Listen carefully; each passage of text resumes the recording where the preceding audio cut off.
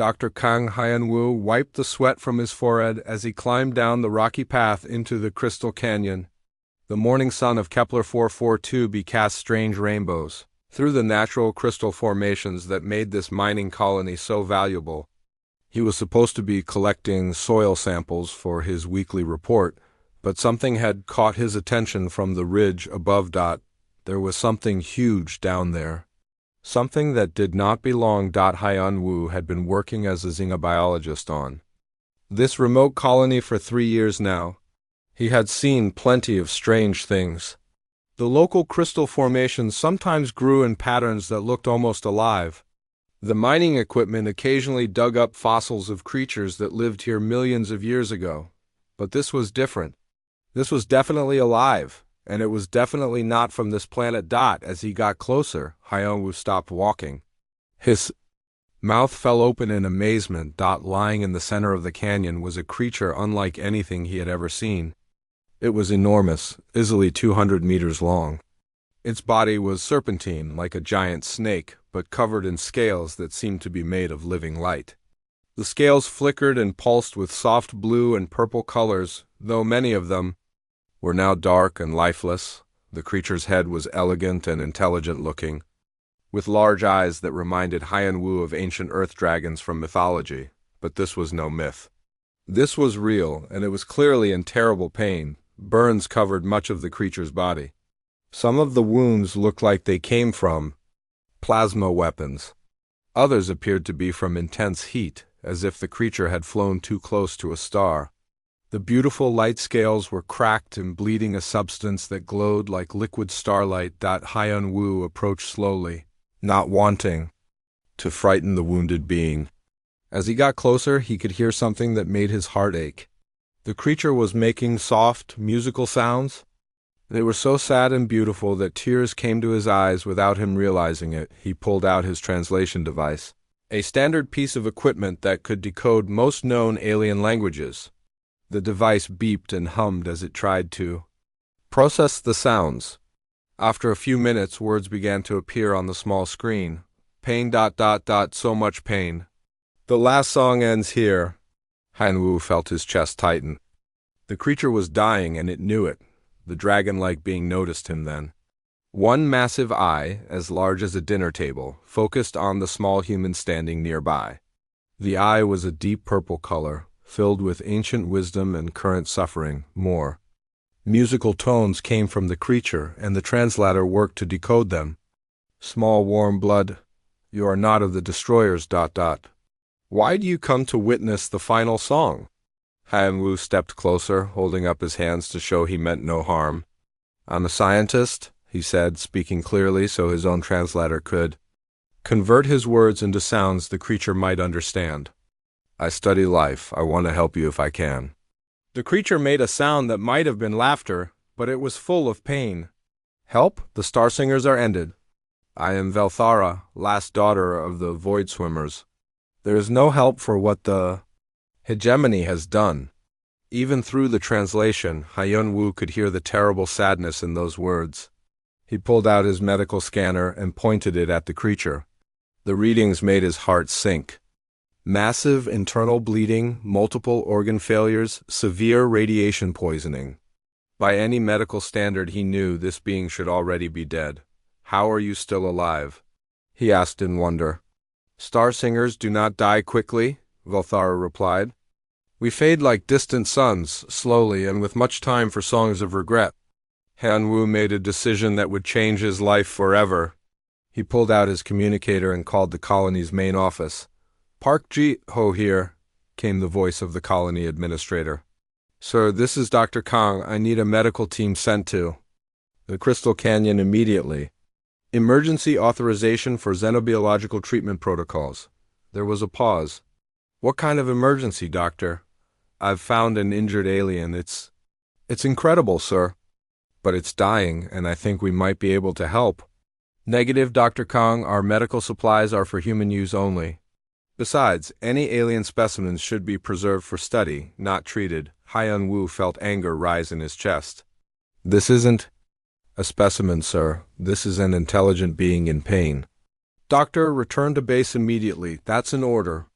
Han Wu looked at Velthara, who was watching him with those ancient, knowing eyes. He made another decision that would define who he was as a person. "I'm sorry, sir, I can't do that." He turned off the communicator before Park Jiho could respond. Velthara made another musical sound. The translator showed, "Curious small one. Your kind usually thinks only of profit and conquest. Why do you risk trouble for a dying stranger?" Han Wu sat down on a crystal formation near the great dragon's head. "Because it's the right thing to do. Because no intelligent being should die alone and in pain if there's something I can do about it." "Your words are strange to my understanding," Velthara replied. "In all my long years swimming between stars, I have met many species. Most see weakness as something to exploit, not something to protect." "Then you haven't met the right humans," Han Wu said. He opened his field medical kit, knowing it would be laughably inadequate for treating something so large. But he had to try. "Tell me about your people," he said as he began to clean one of the smaller wounds. "Tell me about the Star Singers." As Velthara began to speak of her lost civilization, Hyun-woo worked. He knew Park Ji-ho would send security teams soon.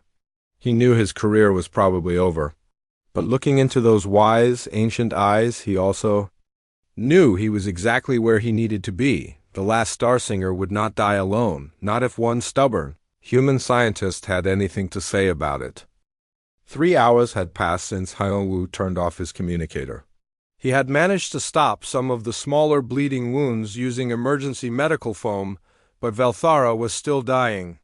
Her beautiful light scales were growing dimmer with each passing minute. The great dragon had been sharing stories of her people while he worked.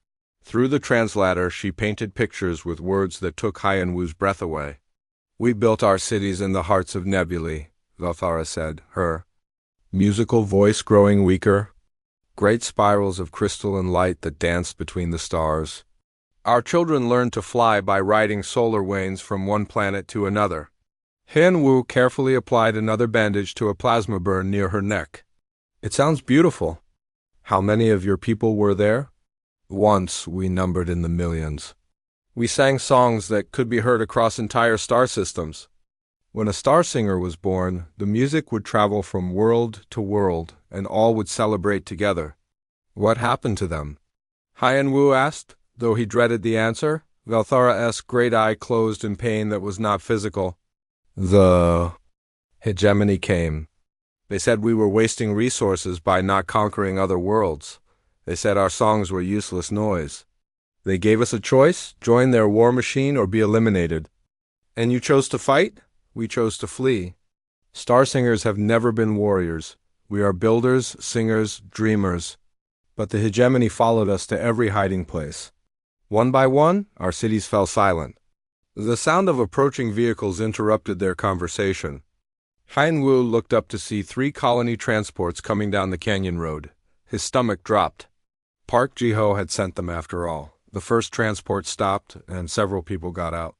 Hyun-woo recognized most of them: Security Chief Nam, Donghae Medical Officer Dr. Lee So-young, and Administrator Park Ji-ho himself. "Dr. Kang," Park Ji-ho called out as he approached, "step away from the specimen immediately." "Her name is Velthara?" Hyun-woo said firmly, not moving from his position beside the dragon's head. "And she's not a specimen, she's a sentient being." Dr. Lee So-young pushed past Park Ji-ho, her medical bag in hand. She was a veterinarian by training, brought to the colony to care for the livestock and working animals. But as she saw Velthara's condition, her professional instincts took over.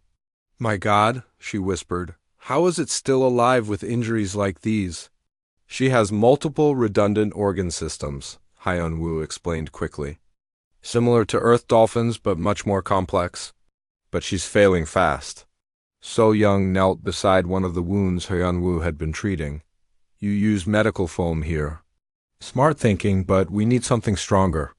She looked up at Park. "Ji-ho, sir, we need to get proper medical equipment down here immediately."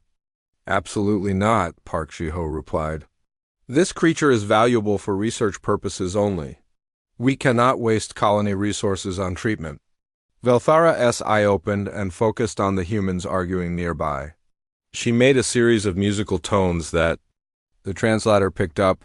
The small healers debate my fate as if I cannot hear them. So Young jumped back in surprise. It can talk? She can talk, Hyan-Wu corrected. And she understands everything we're saying. So Young stared at Valthara with new eyes. As a veterinarian, she had spent her life caring for creatures that could not speak for themselves. But this was different. This was a being as intelligent as any human lying here in agony. What do you need? So Young asked Valthara directly. The dragon made a sound of surprise. Through the translator came, "You ask what I need, not what you can take from me?" "I'm a healer," So Young said simply. "It's what I do." Park Ji-ho stepped forward angrily. "Dr. Lee, you are not authorized to treat this creature. Security, escort both doctors back to base immediately." But something unexpected happened. Security Chief Nam Dong-hyen, a quiet man who rarely spoke during meetings, stepped forward and positioned himself between Park Ji-ho and the two doctors. "No," he said simply. "Excuse me?" Park Ji-ho's face turned red. "I said no, sir. Look at this creature. Look at her eyes. This is not some animal. This is someone asking for help." Nam turned to his security team. "Anyone who wants to can go back to base. Anyone who wants to stay and help, you're welcome to." To Park Ji-ho's amazement, none of the security team moved to leave. Valthara watched this exchange with growing wonder. She spoke again, and the translator converted her words. "Strange. Small ones. Your leader commands, but the others choose differently. Is this normal for your kind?" "Sometimes," Hyan-Wu said with a small smile, "when it matters." So Young was already unpacking her medical equipment. "I'll need to modify everything for her size and biology." "Hyan-Wu, what have you learned about her physiology?" As Hyan-Wu began explaining what he had discovered, Valthara closed her eyes and did something she had not done since her escape from the hegemony's final attack. She began to sing. The sound was unlike anything the humans had ever heard. It was not just music, but something deeper. It seemed to resonate in their bones, in their hearts. The song spoke of loss and longing, but also of hope beginning to bloom in unexpected places. The translator could not convert the song into words, but somehow the humans understood its meaning anyway. It was a song of gratitude, a song of surprise. At finding kindness in a cold universe, even Park Ji-ho stopped arguing and listened, tears forming in his eyes without his permission. When the song ended, Valthara spoke again. "I begin to understand why the hegemony fears your kind. You do not follow the patterns they expect." "What do you mean?" So Young asked as she prepared a modified IV drip. "Most species either serve or rule, but you choose to heal what is broken, even when it brings you no advantage." Valthara's great eye focused on each human in turn. The hegemony destroys such choices wherever they find them. Han-Wu felt a chill run down his spine. "Are you saying they'll come here?" "They follow the Star Singer refugees wherever we flee. If I die here, they may never know, but if I live—" Valthara paused. "If I live, they will come. And they will not be pleased to find a species that chooses healing over profit." The humans looked at each other. They were being offered a choice: let Valthara die and stay safe, or save her and potentially bring danger to their entire colony. So Young was the first to speak. "Then we better make sure you're strong enough to help us when they arrive." She inserted the modified IV into one of Valthara's less damaged scales. The dragon's bioluminescence flickered, then grew slightly brighter. Park Ji-ho stared at his people in disbelief. Then slowly he pulled out his own communicator. "This is Administrator Park to base. Send down all available medical supplies. Emergency authorization Alpha 7. "Sir," came the confused reply. "That's for human medical emergencies only." Park Ji-ho looked at Valthara, then at his people. "Working to save her life. Today," he said quietly, "the definition just got bigger." 2 weeks had passed since the rescue began. The Crystal Canyon had been transformed into an open-air medical facility. Prefabricated shelters housed monitoring equipment and medical supplies. A team of 12 humans worked around the clock to Keep Velthara alive. Dr. Kim Tae-jin, the colony's trauma surgeon, had arrived from the orbital station 3 days ago. He stood beside Velthara's massive head, studying the readings on his modified medical scanner with a frown. Her cellular regeneration is slowing down, he told Han-woo and So-young. Whatever biological processes were keeping her alive are finally failing. Biochemist Dr. Yoon Hae-rim looked up from her portable laboratory. She had been analyzing samples of Velthara's blood and tissue for days, trying to understand how Starsinger biology worked. It's like nothing I've ever seen, Hae-rim said, exhaustion clear in her voice. Her cells use quantum energy patterns to repair themselves, but the damage from the plasma weapons disrupted those patterns. Without them, her body can't maintain basic functions. Velthara had been mostly unconscious for the past 2 days. When she was awake, her communications through the translator were becoming weaker and more confused. The beautiful bioluminescent scales that covered her body were now dark except for a few dim patches near her heart. Hyun-woo sat beside her head, holding what passed for her hand, a delicate appendage near her neck that she used for fine manipulation. Even unconscious, she seemed to know he was there. Her breathing would become more regular when he spoke to her. The other colonies are asking questions, Park Ji-ho said quietly as he joined the medical team. Corporate headquarters wants to know why we're using so many resources on a single project. What did you tell them? So-young asked. That we're conducting valuable xenobiological research, which is true, in a way. Park Ji-ho looked tired. The stress of hiding their real activities from the corporate oversight committee was wearing on him, but they're sending an inspection team next week. If they find out what we're really doing, he didn't need to finish. Everyone knew that corporate policy was clear. Alien specimens were for study and profit extraction only. Humanitarian aid to non-humans was strictly forbidden. That evening, as the twin moons of Kepler 442b rose over the canyon, Velthara woke up. Her great eye opened and focused on Hyun-woo with difficulty. Friend of Starsingers, she said through the translator, using the name she had given him. I feel the final song approaching. Don't talk like that, Hyun-woo said, squeezing her hand gently. We're going to find a way to help you. No, Velthara replied, and there was peace in her voice. It is time. But first I must teach you something important. So-young hurried over with her medical equipment, but Velthara shook her massive head slowly.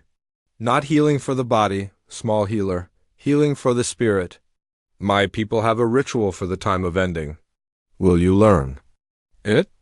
The humans gathered around as Velthara began to sing, but this was different from her earlier songs. This melody was ancient and solemn, with notes that seemed to echo across vast distances. Even though the translator could not convert the meaning into words, somehow the humans understood. This was the Song of Endings. It was meant to guide the spirits of the dying to whatever lay beyond the stars. It was both a goodbye and a blessing. When a Starsinger dies, Velthara explained between verses, their family sings this song until the light fades completely. It ensures that the one who is leaving does not journey alone into the dark. Tears ran down Hyun-woo's face as he tried to hum along with the melody. The other humans joined in, their voices blending with Velthara's in a harmony that no human had ever sung before. As they sang, Velthara shared her final gift with them. Through some method the humans did not understand, she projected images directly into their minds. They saw her people as they had been at their greatest. Cities of living crystal floating in nebulae, Starsingers dancing through asteroid fields, children learning to fly by jumping from moon to moon. They saw the golden age of a civilization, built on beauty and wonder instead of conquest and fear. They saw what the galaxy had lost when the hegemony destroyed the Starsingers. Remember us, Velthara whispered as her voice grew weaker. Remember that there was once a people who chose to sing instead of fight, who built wonders instead of weapons, who believed that the universe was vast enough for all creatures to find their place among the stars. Her bioluminescence was now reduced to a single patch of dim blue light above her heart. The medical monitors showed her vital signs dropping rapidly. Promise me, she said, her great eye fixing on each human in turn. Promise me that when the hegemony comes, you will not become like them. Promise me that humanity will remember there are other ways to be strong. We promise, Hyan-Wu said, his voice breaking.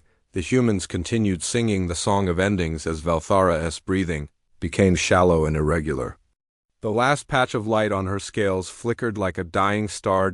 Kim Tae-jin watched his medical displays with professional detachment, but even he had tears in his eyes.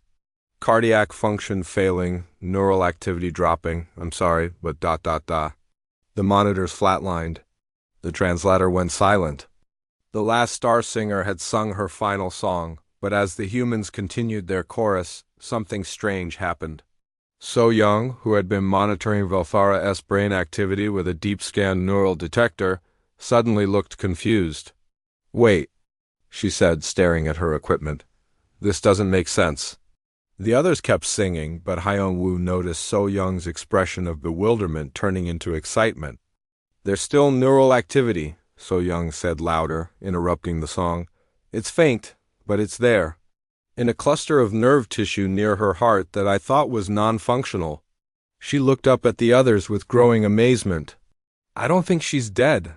I think she's changing. The Song of Endings stopped abruptly as all eyes turned to So Young's scanner. The device was showing impossible readings, neural activity in parts of Velthara's brain that had been completely inactive for weeks. Show me, Kim Tae-jin said, moving to look at the display. As a trauma surgeon, he had seen death many times. He knew what brain death looked like. But this was something entirely different. Here, in the secondary neural cluster, So Young pointed to a section of the scan, near Velthara's heart. I've been monitoring this area for days. It never showed any activity. But now ... The screen displayed a complex pattern of neural firing that was growing stronger by the minute. It was not random electrical noise. It was organized, purposeful brain activity. That's impossible, Hayrim said, leaning over to see the display. Once neural tissue dies, it cannot regenerate. Not in any species we know. Han-Wu knelt beside Velthara's massive head. Her eye was closed and she was not breathing. But if So Young was right, some part of her consciousness was still alive. Velthara, he called softly, can you hear me? There was no response. The translator remained silent. Try different frequencies, So Young suggested. Maybe her communication method has changed. Han-Wu adjusted the translation device to scan a broader range of sounds. For several minutes, nothing happened. Then, faintly, the device picked up something. It was not the musical tones they had grown accustomed to. Instead, it was a deep, rhythmic pulse that seemed to come from within Velthara's body itself. The translator struggled to process it, displaying fragments of meaning. Sleep, ... Change ... becoming ... patience. It's like she's dreaming, Hyan-Wu whispered. Park Ji-ho had been standing quietly in the background, but now he stepped forward. What exactly are we dealing with here? Is she alive or dead? Neither, So Young said, studying her readings more carefully. Or maybe both. Look at this pattern. She pointed to the neural activity display. It's not random. It's following a specific sequence that repeats every 17 minutes. Hayrim suddenly looked excited. I need to check something in my research files.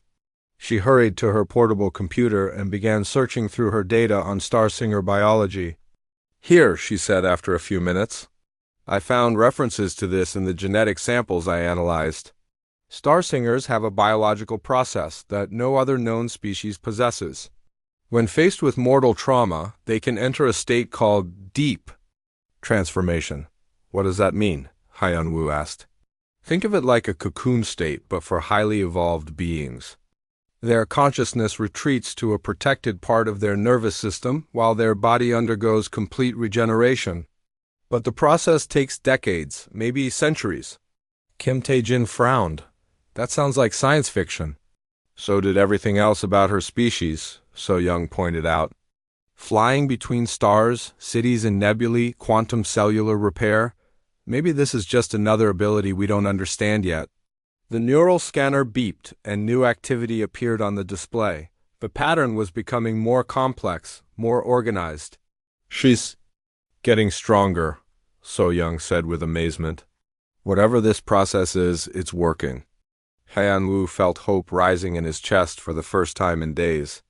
If she's transforming instead of dying, then we need to help her through it. How? Park Ge-ho asked. We don't know anything about this process. Then we learn, Wu said. Firmly, we study it, we support it, and we make sure she survives it. Kim Tae-jin looked skeptical. Even if you're right about this transformation, how long would we need to maintain life support? You said decades or centuries? Then that's how long we do it, Wu replied without hesitation. The corporate administrator in Park Ji-ho wanted to object. The resources required would be enormous. The corporate oversight committee would never approve it. But looking at the determination in his people's eyes, he found himself nodding instead. We'll need to be careful, he said. If corporate finds out we're planning to maintain a single alien for decades, they'll shut us down immediately. Then we don't tell them, So Young said simply. We classify it as ongoing xenobiological research. Long-term study of alien physiology? It's not even a lie? Harim was still studying her research data. According to these genetic markers, the transformation process requires very specific environmental conditions. Temperature, humidity, electromagnetic fields, everything has to be exactly right. Can we provide those conditions? Wu asked. I think so, but we'll need to build a proper facility. Something that can maintain precise control for years at a time. The group fell silent as they considered the magnitude of what they were discussing. They were talking about dedicating their lives to caring for a single being, with no guarantee of success. The neural scanner beeped again. This time, the translator managed to decode a few words from the deep pulses coming from Velthara's transformed state. Double quotes friends. Dangerous. She's trying to warn us about something. Hyun-woo realized more fragments appeared on the translator. Hegemony. Prepared. Prepared. So Young looked worried. She said before that if she survived, the hegemony would come looking for her. If she's transforming instead of dying, they'll eventually track her here. How long do we have? Park Ji-ho asked. The scanner displayed more broken messages. 3 cycles. Danger. 3 years, Haerin translated. She's saying we have 3 years before they arrive. Park Ji-ho ran his hands through his hair, thinking hard. 3 years to help Velthara complete her transformation, and 3 years to prepare for whatever was coming after her. All right, he said finally, we do this, but we do it smart. We build the facility. We protect her during the transformation. And we use the time to prepare for the hegemony. Hyun-woo felt a wave of gratitude toward the administrator, who had started as their opponent but was now their strongest ally. There's one more thing, So Young said, looking at her scanner again. The neural activity, it's not just random patterns. I think she's trying to communicate with us even in this state. As if responding to her words, the translator displayed a clearer message. Trust, humans, galaxy, galaxy, change, she believes in us, Hyun-woo said softly. Even unconscious, even transforming, she still believes we can make a difference. Then, we better make sure we're worth that faith, Park Ji-ho replied. The song of endings had been interrupted by hope. Now they had to prove that humanity deserved the trust of the last star singer. 6 months had passed since Velthara entered her transformation state. The Crystal Canyon now housed the most advanced xenobiological facility in human space. Director Choi Min-ho, the new colonial administrator who had replaced Park Ji-ho after his promotion, stood in the main observation chamber watching the readings scroll across multiple displays. The facility was a marvel of human engineering adapted for alien needs. Biomechanical life support systems maintained precisely controlled environmental conditions around Velthara's cocoon-like form. Her body had changed dramatically during the transformation, becoming smaller and more compact, wrapped in a crystalline shell that pulsed with soft internal light. "Daily report," said Chief Technician Bei Sujin as she approached the director. "All systems stable. Neural activity continues to increase. We're now detecting organized thought patterns that suggest active dreaming." Han Wu looked up from his research station. Over the past months, he had become the leading expert on Starsinger biology. "The transformation is proceeding faster than expected. At this rate, she might emerge in 2 years instead of 3, which means the hegemony could arrive sooner too." Director Choi said grimly. The news of humanity's project had spread throughout human space, despite their attempts at secrecy. The story of humans dedicating massive resources to save a single alien being had captured the imagination of billions. Some praised it as humanity's finest moment. Others criticized it as dangerous idealism that would make humans targets for hostile aliens. Dr. So Young entered the chamber carrying a datapad with the latest medical readings. "I have good news and concerning news," she announced. "Give us the good news first," Hyun Woo said. "Velthara's transformation is not just healing her injuries, it's enhancing her abilities. The neural activity patterns suggest she's developing capabilities that normal Starsingers don't possess." "What kind of capabilities?" Director Choi asked. "Energy manipulation, enhanced telepathic range, possibly even the ability to share her knowledge directly with other beings. The genetic changes happening inside the cocoon are remarkable." "And the concerning news?" So Young's expression became serious. 3 days ago, we started receiving strange signals from deep space. They're not natural phenomena. Someone is scanning this sector looking for something. Hayrim looked up from her workstation. "I've been analyzing those signals. The pattern matches hegemony exploration protocols from the database Velthara shared with us." A chill ran through the room. They had expected the hegemony eventually, but not this soon. "How long before they find us?" Director Choi asked. "Unknown. They're being systematic, checking every system in this region. At their current rate, they'll reach us in 8 to 10 months. Han Wu felt his heart sink. Velthara won't be ready by then. If they find her in transformation state, she'd be completely helpless. Director Choi had been dreading this moment. But he had also been preparing for it. "Then we fight." "Fight?" So Young looked shocked. "Sir, we're a mining colony. We have no military capabilities." "We do now." Director Choi activated a wall display that showed construction projects happening across the colony. "For the past 6 months, while you've been caring for Velthara, I've been preparing for war." The display showed defensive installations, upgraded shields, and most surprisingly, 3 new ships in the orbital shipyard that looked unlike any human vessels they had seen before. "How did you manage this without corporate approval?" Hayrim asked. "I told them we were developing new mining techniques based on alien technology, which is technically true." Director Choi smiled grimly. "The ship designs are based on principles we learned from studying Velthara's biology. Biomechanical fusion, quantum energy systems, organic hull materials." Heian Wu stared at the display in amazement. "You've been building warships?" "Not warships. Guardian ships. There's a difference." Director Choi brought up detailed schematics. "These vessels are designed for protection and rescue, not conquest. They can fight if necessary, but their primary purpose is to preserve life." Bae-Soo-jin studied the ship designs with professional interest. "The power systems look incredible. Where did you get the energy technology?" "From her," Director Choi sighed, pointing toward Velthara's cocoon.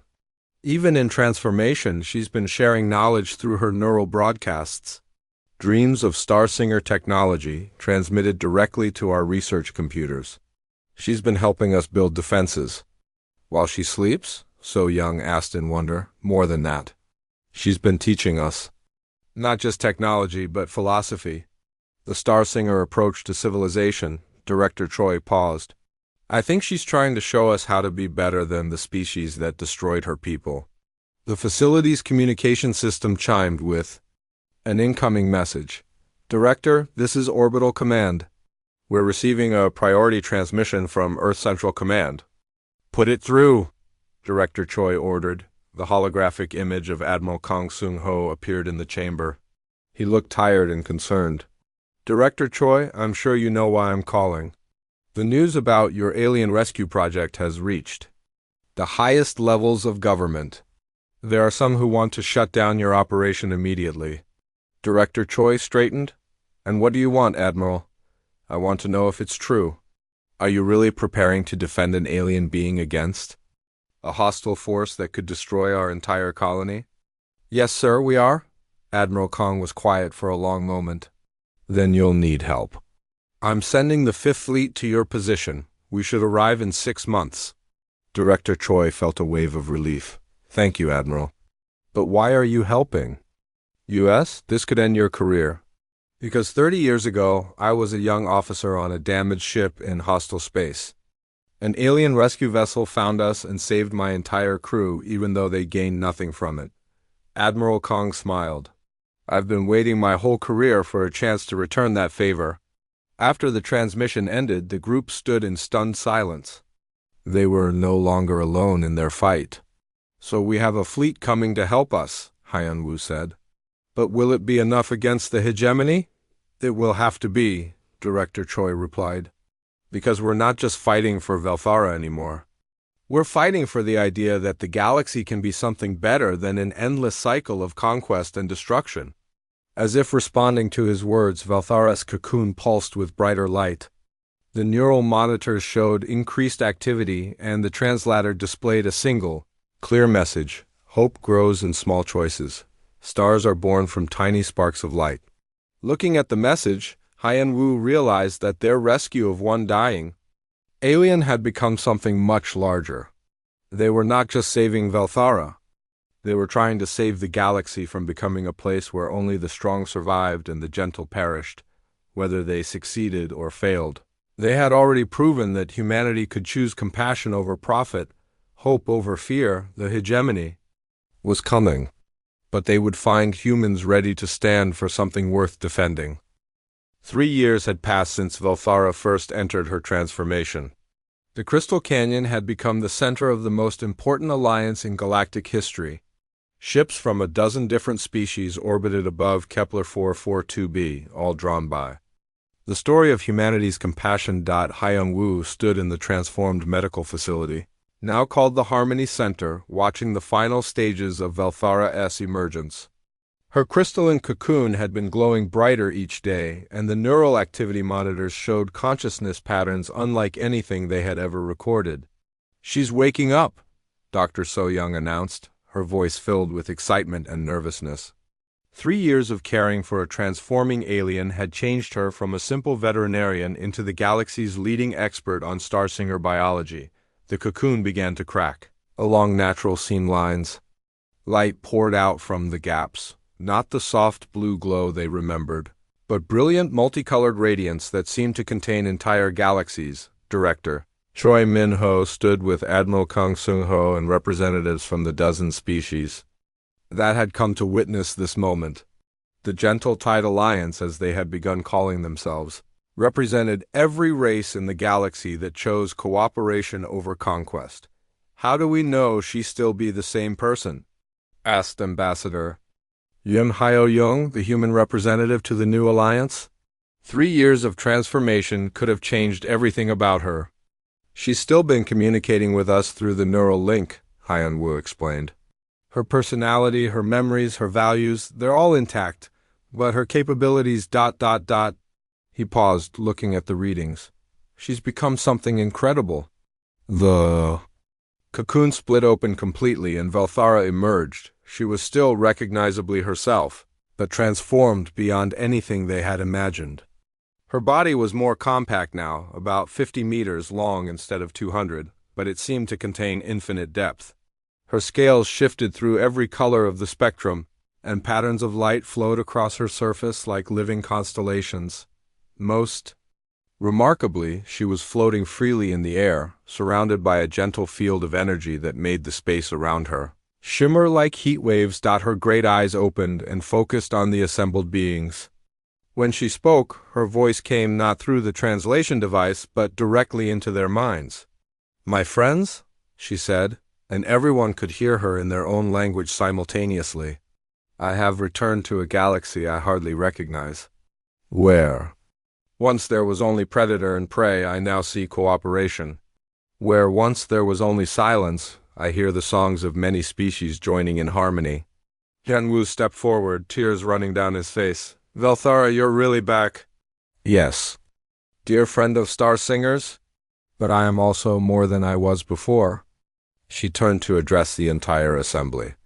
The transformation has given me abilities my people never possessed. I can share knowledge directly, mind to mind. I can teach the songs of creation that shaped the first stars. And most importantly, I can help others defend what they love. Admiral Kang spoke up. The hegemony fleets will arrive within days. Can you help us stand against them? Velthara's expression grew sad but determined. The hegemony believes that only strength through domination can survive in this universe. They have spent millennia proving that philosophy by destroying anyone who disagreed with them. But they have never faced what we have created here? She gestured to the assembled representatives of different species. They have never faced unity built on choice rather than fear. They have never encountered strength that comes from protecting others rather than conquering them. Director Choi activated a holographic display showing the approaching hegemony.